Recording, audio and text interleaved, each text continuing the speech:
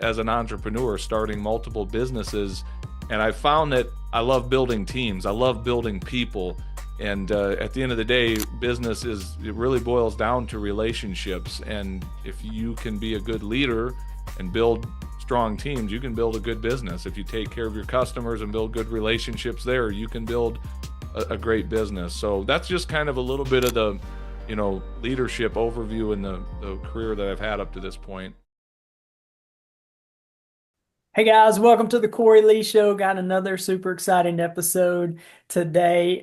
In fact, was really introduced to my new friend here, Jon Sanders, by somebody that if you've been listening to the podcast, you've heard him on a couple of times, especially recently, Mr. Dr. Phil Carson, and he introduced me to Jon. Told me spoke very highly of Jon. We connected, and I just like, man, yeah, this is somebody I really want to get to know more and also introduce to you guys, the listeners, because he's doing a lot of amazing things. And so, Jon, welcome to the Cory Lee Show. Cory, thank you, my friend. Any friend of Dr. Phil is a friend of mine. And so he spoke very highly of you as well. And I'm honored to get to be on your show, man. Thank you for the opportunity. Absolutely. And so, Jon, you do a good bit of things. One, your background is you got some background in church. So you've been a pastor, you're a fireman, you got your own podcast, you've written a book. And one of the things you do now is you created this podcast, but also a group called Entree Pastors, where you really help leaders of churches increase their income by creating jobs and identifying their God-given talents to develop those into streams of income and achieve financial freedom. And I think that's absolutely awesome. But a lot of the people who listen to our podcast, they're in that entrepreneur lane, they're in that leadership lane, and I would just love to hear maybe some of your leadership journey. Take us on some of your journey that you've had there. Absolutely. I'll just give you kind of the 30,000 foot overview. That's what I'm trying to say of my life story. I grew up in pastoral ministry. My dad was a pastor, and I had a good experience with that, but that was not what I wanted to do with my life. That was not the plan. I actually set my sights on a career in the fire service as a full-time, career firefighter.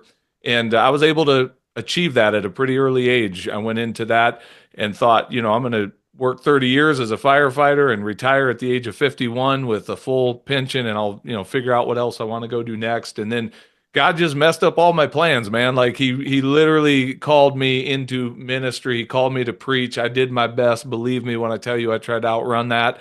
I was like, God, I'll serve you in any way. Please don't make me preach. I was so scared. I felt so unqualified and ill-equipped. Long story short, he won that wrestling match, and I came to a place of surrender, and I just said, if this is what you want from me, I'll obey. I'll do this. And that led us on this incredible journey. We moved out to South Dakota. We became church planters, and there's really an entrepreneurial story here. I just didn't recognize it as the story was being written. It turns out church planters by nature are very entrepreneurial, and I didn't know that God had wired me to be an entrepreneur. But here we came into this little rural town in South Dakota, planted a church. Over the 17 years that we were in that leadership role, that church grew into 6 different locations. So we were constantly launching another campus in another location. And that was a huge vision for a while that I pursued. And so a lot of leadership lessons along the way that I learned in that role of not just being a pastor, but also a pastor of a church that had a vision to grow and to start new locations. And certainly I've had a lot of leadership opportunities in the business community as well. In the last few years, I've really leaned more into the business side of my ministry as an entrepreneur, starting multiple businesses. And I found that I love building teams. I love building people. And at the end of the day, it really boils down to relationships. And if you can be a good leader and build strong teams, you can build a good business. If you take care of your customers and build good relationships there, you can build a great business. So that's just kind of a little bit of the, leadership overview in the career that I've had up to this point. Yeah, man, I love that. Man, that's good stuff right there.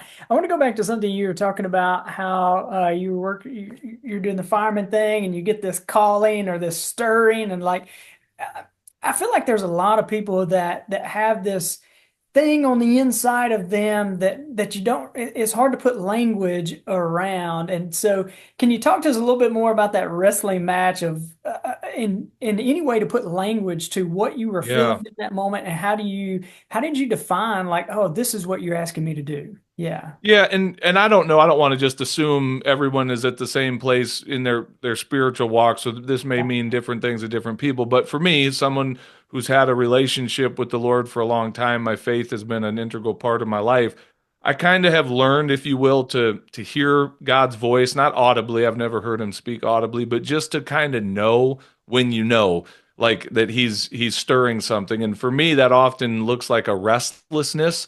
Like if as I think back to that season, there was an unexplainable restlessness that I couldn't explain. Like I had this desire to move, even though I had a job that I had wanted for a lot of many years and had worked hard to get. All of a sudden, I have this desire to move. Like, what's that about? And there was just a restlessness. And then here's another thing that might be a good indicator.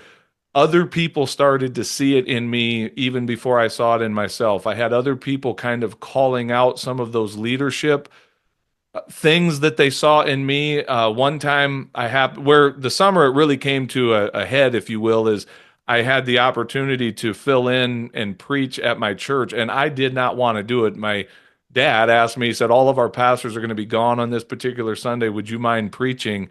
And I heard myself say yes, even though everything in me was screaming, no, don't do that. Well, I did. And I had so many people coming up after that first sermon, and it was probably terrible. I'm sure it was, but I had so many people coming up to me saying, "Jon, you have a gift here. Like, are you sure you're supposed to be, fighting fires?" Like, and that was the last thing I wanted to hear because what they didn't know was in that season I had such conviction, like I was really wrestling with this, and so to hear all of those voices, it was just confirming what I was already kind of wrestling with inside. So I think sometimes there's just that inner a lack of peace, maybe, or maybe a longing sometimes, like that. It maybe for some people you actually want to be doing something else. In my case, I didn't really want to be doing that, at least not initially. But yeah, that lack of peace, that stirring on the inside, I think it's good to lean into that sometimes because I think there's some really good stuff on the other side of that if we're willing to face that a little bit. And for me, that meant eventually that meant leaving a job that I thought was my dream job. Now, I didn't know years later God would give me that career back. Currently, I'm full time in the fire service again and have been for the last 9 years for the city of Sioux Falls. So it's kind of cool how God writes stories that are different than how we would have written them or seen them go. But yeah, if there's anyone that's kind of wrestling with that inner stirring, that holy discontent, that restlessness, pull those threads, see where that goes, because it's quite possible there's a bigger story that's being written if you're willing to lean into it. Yeah, yeah, man, and that I'm glad I asked you that because I think that is so helpful for a lot of people because you have this, and I like the way you said that restlessness, but then as you start to pull those strings, you start to give attention to it, and it reminds me of Moses says he's out in the wilderness, he sees the burning bush, but it wasn't until he turned aside to pay attention to it that the Lord started to speak to him, right? That's when the Lord started to speak, is when he turned attention. So pulling those strings there, I love the way you described that. I think that's really helpful. You mentioned that moment of surrender, and I'm just curious about something on that. So when you said, "All right, okay, all right, I'll do this," did you go out and find something, or did a door open up for you? Yeah, that's a good question. And by the way, interesting that you mentioned Moses and the burning bush because that was my experience. For those that know that story, God is calling Moses into this impossible task, and Moses is telling him all the reasons why he has the wrong guy. And that's exactly what I was doing. I was trying to explain to the Lord, like, listen, I'm not old enough. I'm not smart enough. I'm not experienced enough. Like, there's a lot of reasons why I'm not the guy for this assignment, but I feel like this is what you're asking me to do. My moment of surrender came at the point where essentially I heard God saying to me, Jon, I don't need you to bring anything to the table other than an obedient heart. Like, Mm. if you're surrendered to me, I can do the heavy lifting. I can show the world what's possible through the life of a surrendered servant. I just need you to be willing, not qualified. I'll handle the stuff. Like, so that was big for me to kind of come to that point of surrender. And then from there, the door started open. It's not something I went and sought. The quick backstory to that is for years, our church at the time we lived in Peoria, Illinois, and our church supported an elderly, missionary out here where I'm living today in South Dakota. And we would send teams of people every summer out to this guy's mission basically to help him run a week-long day camp. We called it our annual missions trip.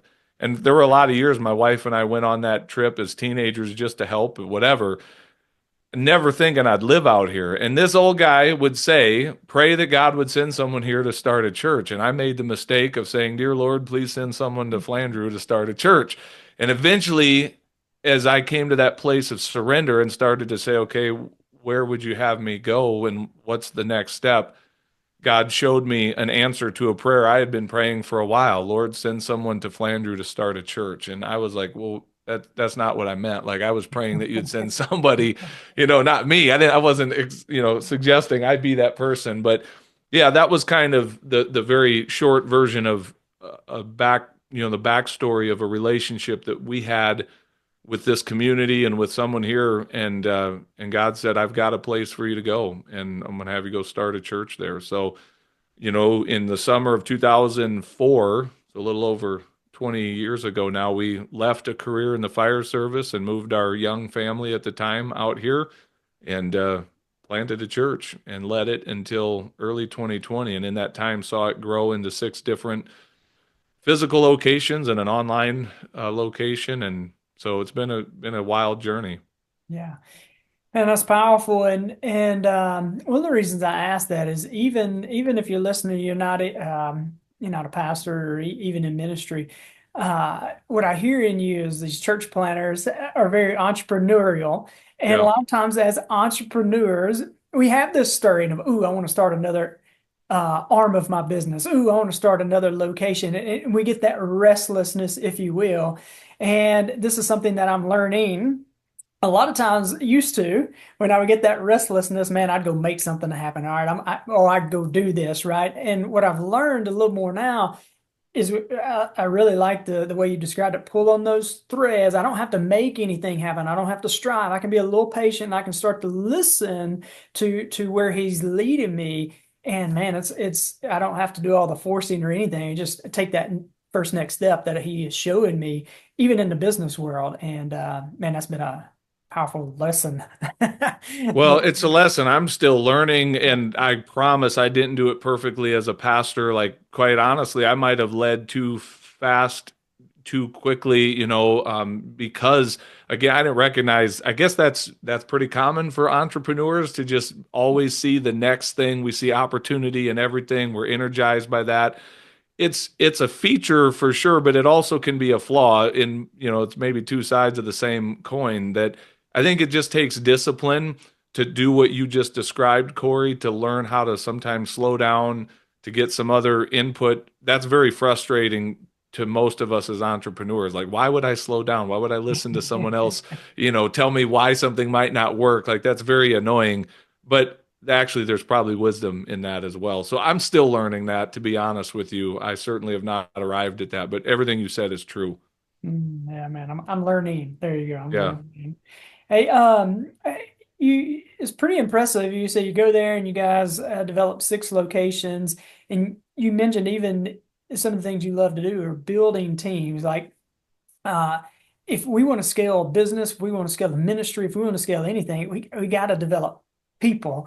I love what John Maxwell talks about is like, if I can do anything, like if I can accomplish my dreams by myself, then I'm really not dreaming big enough. If I got a big Yeah. dream, I need a big team. And I would just love, maybe you can give us some, a couple principles or a couple things you try to go through whenever you're building a team, maybe some key points that you're looking for as you start to build people and teams. Absolutely. Well, one of the things I'll tell you, you just kind of touched on it, is you have to have a vision to build a team if it's going to last. Like, people are drawn to vision, so people want to be a part of something that's bigger than themselves. So don't be afraid to cast that vision for, man, let's do this. Let's build this thing. Let's take the hill, whatever that looks like. Let's make a difference in this arena, in this community, whatever your vision is. that starts to draw people to you. I think another area that leaders really struggle to build teams and to pass off, a vision to more people is we become the bottleneck of the organization because we are so hesitant to give people responsibility and authority. Like sometimes we're good giving responsibility away and say, hey, this is your job, but a lot of times we struggle to give the authority that is required for someone to really do that job and to run with it. And I think that's where, as leaders, a lot of times we get in our own way, we get in the way of others by failing to delegate and by failing to hand things off. And I'm not saying I think I've arrived in that, but I do think over the years I've demonstrated that I'm willing to do that. I'm willing to trust people. And it is scary when you trust people because guess what? They're people. They will make mistakes. They will walk away. They will let you down at times. But I still find like you can respond to that by shrinking back and going, I'm never trusting anyone again. I'm just going to keep this thing small because I don't want to give this away to other people. You can do that. And I mean, maybe there's some business applications where that's fine to do that maybe, but for me, I want to build something that's bigger than me, and as you said, that requires a team. And then if that's the case, I have to be a delegator. I have to give not just the job away, but I have to give the authority, and then that means I'm not making certain decisions, and I have to live with the decisions that my team is making. But then there again comes leadership. I'm coaching them around that. I'm helping them grow and develop. And why do we think the way we think? And why are we making the decisions the way we're making them? So I just find that I thrive in helping people. I love helping people get to the next level in their life, even if that means at some point they graduate beyond me and leave my team to go do something else. Like at the end of the day, I want people to look back and see that God used me in their life in a powerful way to help them elevate. And so I think that takes an abundance mindset, by the way. That's another principle I would share. When we think in scarcity, we hold too tightly to things. We cling to things that we need to hold honestly a little bit more loosely. And so with people, man, well, you have them, love them well, serve them well, hold them, but also don't hold too tightly because they're going to outgrow you at some point, and that's okay. That's a good thing. And, lead in such a way that it makes it possible for some of your best people to leave and to go to the next level of whatever that looks like, as their story is being written. So I just see God bringing people into my life for a season, and let's mutually serve and help one another in this season, and then let's leave better for it, whenever that time comes. And I just think if we approached our businesses that way, we would see people differently. We would treat people differently. Yeah, yeah. I've kind of landed on really what you just said right there of people. There are a few relationships that last forever, but I have noticed that a lot of those it's for a season. And enjoy that for a season, and then wish them the best as they continue to go, or you continue to go as well. Um, yeah, yeah, good stuff. It's an empowering thing to really just lean into that as a leader because it gives your team permission to know that you're not holding them back, that they don't have to sneak around your back to try to, improve their life or to elevate to the next thing, whatever that is, that if they actually believe that you mean what you say when you're committed. Like I'll give a business example. Right now, I've got guys in one of my businesses, pretty almost every one of the guys that does work for me, they all want to start their own business at some point, and they're young guys. And guess what? I'm encouraging them in that. I'm telling them like, I'll help you when the time comes. I will celebrate you and help you launch out and do the very thing. You might actually be taking some of my customers, but again, an abundance mentality doesn't fight that. It says there's plenty of room for all of us here, and I'll help you get there. But in the meantime, you probably have a few things to learn, and I can teach you some stuff. And I have learned some things that you probably don't know yet. So, like, let me teach you. Let's work together. And when the time comes, know that you don't have to be afraid of approaching me with the opportunity to graduate and to move on. Like, I'll help you and celebrate you in that. I just think it creates a really healthy team culture when you're building one. Yeah. Man, 100% with you, man. There is no need for the lack mentality or scarcity mentality. And I like to give an example of like if you don't believe that, just go stand out in the grass and try to count the blades of grass at your feet, or count count the pine needles on one branch of one pine tree, you know. And I had a guy when we opened up our very first business. It was a physical therapy clinic. I got the opportunity to, there's a space of time where I didn't have any work as we were trying to launch it, and I had a company reach out to me. It's like, hey, we got somebody going on maternity leave. Can you help? And I was like, hey guys, I hope you are enjoying this episode of the Cory Lee Show. Y'all, I am on a mission to build leaders and to transform culture. So if you're looking for a speaker who speaks directly to the heart, a mentor to come alongside you and your team, or if you're in a position where you're looking for a personal coach who embraces where you are and also believes in who you could become, then I would be honored to walk this path with you. Simply reach out to me on my email at Cory@CoryLeeLeadership.com. Look, let's make your vision a reality. Contact me, and together we'll navigate the path from aspiration to achievement. Your transformation, it starts now. I can, but I do want you to know that I'm going to open up my own business. And honestly, I'm probably going to be your nearest competitor because we're really close to each other. And the guy said, yeah, come on anyway. And it was so amazing because that guy, he helped me to say, hey, when you're trying to get carriers, insurance carriers, here's what you do. This is what you look for. Hey, when you do this, think about this. Consider doing billing like this. And the guy was above and beyond. He had no lack scarcity mindset, you know, and Yeah. it was so freeing and so empowering for me. Something I want to ask you, John, is I was just thinking about this as you're talking. You've written a book. You talk about, you know, you got a couple of businesses. You're still with the fire, doing the fireman thing. You have got something figured out, or tapped into something that I don't know if a lot of people struggle with, and that's maximizing your time. I Mm, would love to hear your process, because I know you got to have one. That's not by accident. I know yeah. it's, and so I would love to hear maybe your discipline around maximizing your time. Yeah, that's good. I'm still trying to figure out if this is a flaw or a feature of mine to have so many irons in the fire. And I say that somewhat jokingly and somewhat seriously, because I there's that adage out there, and I think it's good wisdom most of the time that says, man, instead of trying to do seven things, just focus on doing one thing really, really well. And I actually think that's great advice for a lot of people, and I'm still trying to figure out if that's great advice for me or not. And I say that with all seriousness, like is this just a feature of how God has made me to have the ability to the capacity to be involved in multiple things? Because but it's not just me. I look around at other leaders that I admire, and it's like, how do they get so much accomplished? How do they own, multiple businesses and all of this? And here's something I learned a long time ago, and here's a takeaway. We all have the same 24 hours in a day. Some of us may have more talent than others, some of us may have more money than others, but the one resource that is equal playing field is time. We all have 24 hours in a day.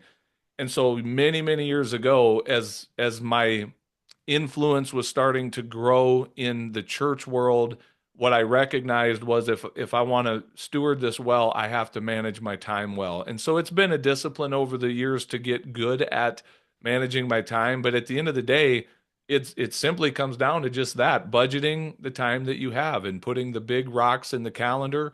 So I live by my calendar. Some people think that sounds really restrictive, but I find freedom in it. People look at my calendar and go, "What is wrong with you?" But guess what? I don't live my day responding to emergencies all the time. Like I plan my life and I fit the important things in. And it's crazy when a friend calls me up and says, "Hey, do you have time to get together for a conversation?" As a matter of fact, I do. And I can do that in addition to a lot of these other things because I'm living my life on purpose. I still look at my calendar sometimes and go, there may be a little bit too much going on there. Maybe I need to, and maybe that's just for a season. Like I don't think 20 years from now, I want my calendar to look exactly like it does today. But currently, I will tell you this, no matter what direction I'm moving when I get up out of bed in the morning is I'm having fun. I'm excited for the day. I don't look at any day and go, ugh, bummer. Like I'm not looking forward to the day I have. Like I love the life that that I've been able to build and I'm grateful for it. And so for me, I wake up early each day. I have a pretty disciplined morning routine. That's one thing I would say, just as a takeaway, that's been part of my process and discipline over the years, is to really get dialed in on capturing those first hours of the day. I've come to love them. And I probably get more accomplished in those first few early hours of the day than maybe a lot of people do in the entirety of their day, because I'm waking up with intention about some things that need to happen in order to really set me on pace to have a really good day.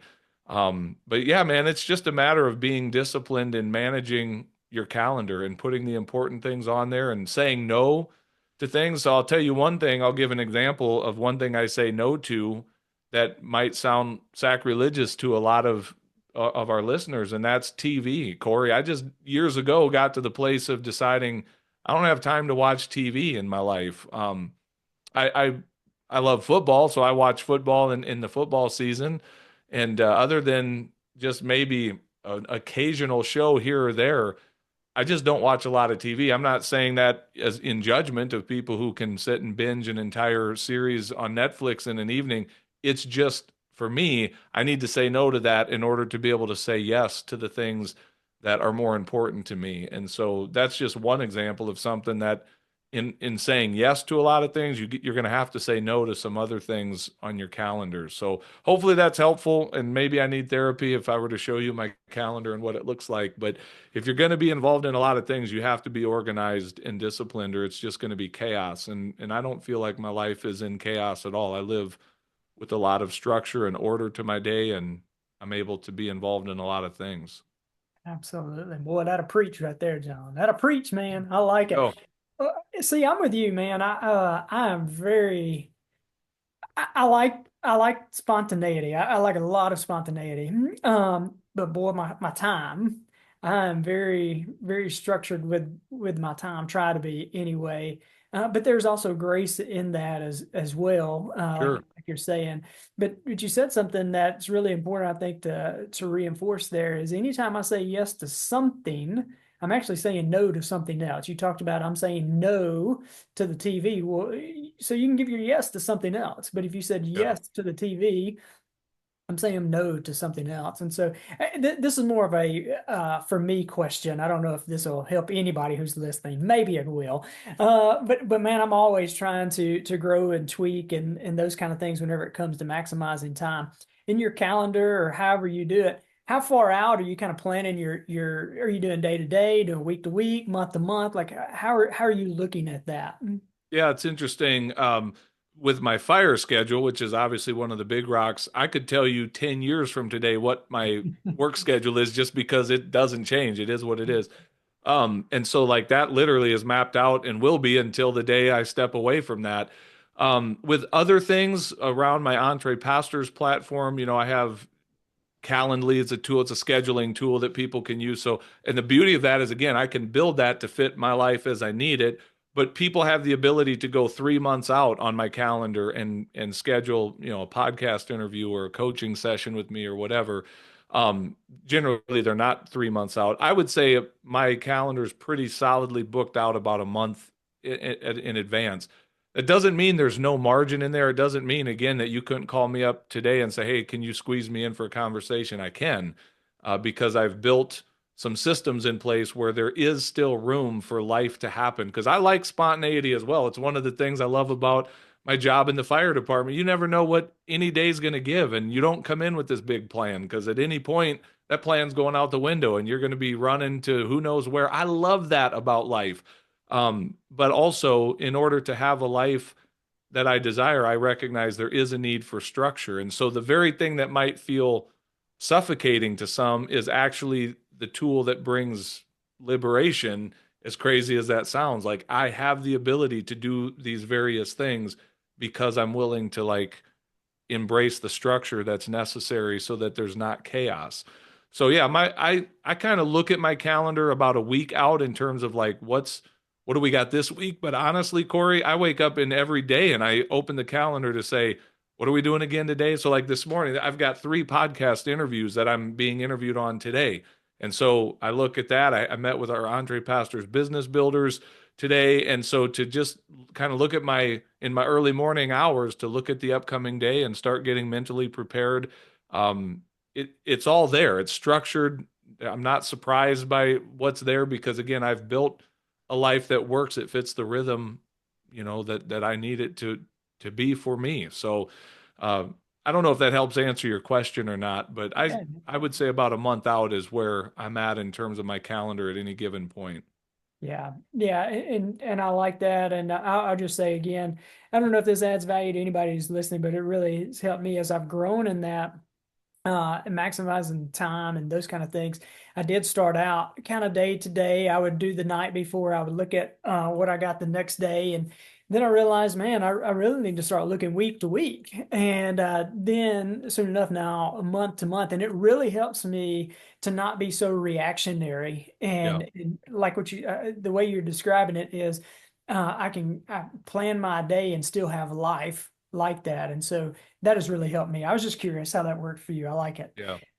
I do have a question there for you, John, as far as it relates to entree pastors. And you guys, you're helping pastors create new streams of income and start businesses. Why do you feel like that's important for pastors to be able to have? I don't know where people are on their faith walk and those kind of things either, but sometimes people have this thought of my pastor needs to just be the pastor. Yeah. Oh You know, man. like, yeah, How right. much time we got, Corey? How much time can we talk about this? I'm Let passionate it about this rip, subject. John. Let it Bro, rip. I have grown up in and around pastoral ministry my entire life. So like I really know that world well. And what I can tell you is this. I think a lot of people have a caricature in their mind of what a pastor is, maybe shaped from late night cable, television where they see Joel Osteen and I'm not knocking or whatever, but like if you think the average pastor, flies around the world in their private jets and goes from one mansion to the next, I'm here to tell you that may be 1%. The vast majority of pastors, including probably yours, if you're an average, church attender here in the United States, the average pastor is broke. Financially, they are barely scraping by. And and I'm just at a point we came to a position a while back of saying we're done with this narrative of the starving pastor. It's going way back to the beginning of my story when I really struggled to surrender. That was part of it. The money piece. I watched my parents struggle, and I grew up in a relatively poor setting, and all the pastors I knew I didn't know any pastor who was doing well financially. They were all poor. And so when I did finally surrender to serving the Lord by preaching the gospel, I basically said, and I to struggle financially. And I'm, sad to say that agreement for a really long time. And it took a long time for God to get through to me with this message of, hey, John, I never asked that of you. Like that was your idea. You brought that to the contract, not me. And it took me a long time to realize something about the model of what we have built and what we call the church, the institutional church, is very broken. And I say this as someone who's still in it, and I love the church, but what we've built, this idea of a pastor who gets their full-time salary from a church as a career, as a job, I believe has created more problems than it's helped. And I'm kind of on a mission to change that by either helping pastors entirely shift into a second, into their own independent stream of revenue, or at least add an additional stream of revenue through business rather than trying to just get more money from the church budget, which is such an uphill battle. And so, yeah, there's so much there. There's so much limiting beliefs and mindset around what we call ministry versus what's not. Think about this for our audience that's listening. Many of them probably are not pastors. What does that imply if you say that, well, your pastor's in ministry and you're not? Or if he were to get up and say, well, I've been called to ministry. Well, what does that say of you then? What's your job? Like you're not serving people, you're not in ministry as you're out in the marketplace every day. So that's one of the things with Entree Pastors, Cory, that we've really come against is this narrative that there's somehow a dichotomy between real ministry that pastors and missionaries do, and then just whatever this other icky secular work is that the rest of the world does. It's all ministry when it's under the authority of Jesus. All of it's ministry, and So we help our pastors that we serve as clients, we help them see that business is ministry. Turns out there's a whole lot of people in the marketplace who need Jesus who aren't coming through the door of your church this Sunday, Pastor, and you probably are going to have way more impact and opportunity to serve as you're in someone's home painting a wall or fixing something or in your brick and mortar store or whatever your business is, you're going to encounter a lot more people who need your help than when you're holed up inside of a church office for 40 or 50 hours a week. And so, and by the way, it pays better. Whatever that is that you're doing out in the marketplace, it pays way better than what you're making sitting behind your office in your, church desk there. So anyway, that's just kind of a high level overview of some of the big themes that we wrestle with. But at the end of the day, I love the church. I love pastors. I just think the model that we've leaned into in modern history of funding it is proving to be really ineffective. And I think there's a better way of doing it. Ooh, I'm on the same page with you there. Right, I love that. Well, let me ask you this there, because I think this will help even those who may not be in ministry or anything like that. But when you sit down, when say a pastor comes to you and they do coaching or they come into one of your groups there, how are you helping them discover the fastest path to cash? Like those streams that you talk about. Yeah, sometimes a pastor comes to us already with an idea in mind. They've always thought of doing this or that business as some extra income. And other times they have no clue. They just know I need more money and I'm willing to do something. So how can you help me? And in that case, what we do is we really start helping this pastor take an assessment of how has God created them? Like, what are your skills? What are you passionate about? What are your talents? What are you interested in? Like, let's lean into that and let's find a way to then solve a problem out in the marketplace. As a pastor, those skills are transferable to the marketplace. If we can get you out using that same skill set, we just have to package it differently. And so let's help you solve a real problem in the marketplace. Something that has really annoyed me lately and that I've kind of started to come much more quickly to just call out. One thing that's not uncommon at all, Cory, is to see some of our pastors when they say, "Okay, I want to go into business." They invent something that is in the world that they're very comfortable with, which is the church. And so they'll say something like, "Well, I'm going to write Sunday school curriculum for churches, or I'm going to create a coaching program for pastors, or I'm going to write a devotional book for church people." I used to be a little bit more gentle and kind of like play with that idea with them, and I've come to the clarity and the boldness now just to flat out tell them nobody wants to buy your Sunday school curriculum. There's nobody going to Google searching for your devotional book right now. I'll tell you what people are Googling in your community right now, pastors. It's who can fix my fence, who can paint my living room, who can whatever. Go solve a problem that people are actually asking for help with. And I just get to be the one to kind of break the bad news to them. Like, you have a skill set, but you need to marry that skill set to problems that people are actually looking to have you solve, whether that's in a service-based business. And it's not to say that a pastor can't use the skill of like public speaking or counseling or coaching or some of those more intangible skills. They certainly can monetize that. But if you want to make money quickly, let's get out in the marketplace and solve a problem where there's already people asking for that. And that's kind of my specialty is the service-based space. Like I can help you very quickly get a business up and going where you're doing some kind of service-based work. And not only have I experienced it myself, but those are the ones that we seem to have get the most traction the fastest with are those people that are willing to pick up a tool, a pressure washer, a chainsaw, whatever, and go to work. I can help you make money very quickly in that space. Yeah, man, and I'll tell you what I see in that the service-based industry, if if you've got any professionalism, if you carry yourself with professionalism, do things with excellence, man, you will crush it because most people in some of those service-based industries don't show up, don't do a good job. I know people. I've got a lot of friends in real estate. They flip houses, they invest in real estate, getting people that they can trust to show up and do a job and do it well is very difficult. And so if you can feel like what you're saying, fill that void there, show up, do things with excellence, do it with professionalism, do what you say, the things that we Yes. preach on Sundays, Yes. like, man, you will crush it. So, And you don't have to be a pastor for this to be true, but I often tell our pastors, you have an unfair advantage in the marketplace if you only realized it. If you just bring that skill set out into the marketplace and do what you just said, Cory,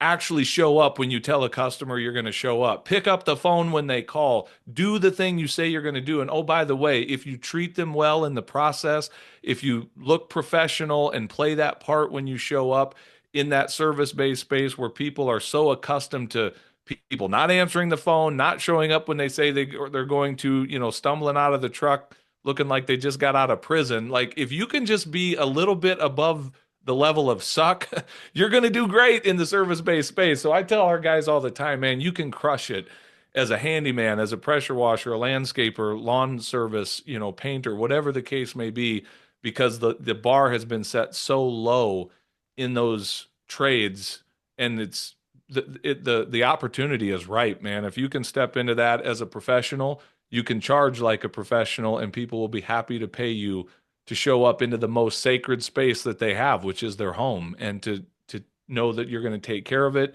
and be trustworthy. You will not hurt for business. The phone will keep ringing, I promise you. yeah, man, that's good. Well, before we really wrap up, I would love. I know you've written a book. Can you quickly tell us a little bit about what's the title of it, and tell us a little bit about it? Yeah, the title is Rural Church Rescue. So for many years, I pastored in a rural setting, and I had a platform I built called the Small Town Big Church Podcast, which really created content for church leaders in a small town or a rural church setting. And the book is really me taking my background in the fire service and using that as a metaphor for some leadership issues and conversations I wanted to have with pastors in the rural church. And kind of the big idea is if your average local fire department operated like your average local church, we would fire the fire department. We wouldn't put up with it. But in the church world, we just call it church, and we put up with a lot of dysfunction and a lot of stuff that needs to change. And so my book is basically offering several key principles where the rural church can expand and grow in a healthy way and really restore some health to some otherwise unhealthy churches. So it's kind of an interesting book of me taking those two worlds of the church world and the fire service and blending them together and holding up some really important lessons from the fire service to the church, essentially. Wow, that's really cool. I love that. And so Jon, if there's somebody listening, there's like, man, I want to connect with that guy. I really want to get connected with what he's doing. How do people find out more about you? How do they connect with you? You bet. If you just go to entrepastors.com, and you'll be able to connect with all of our social media channels and everything there.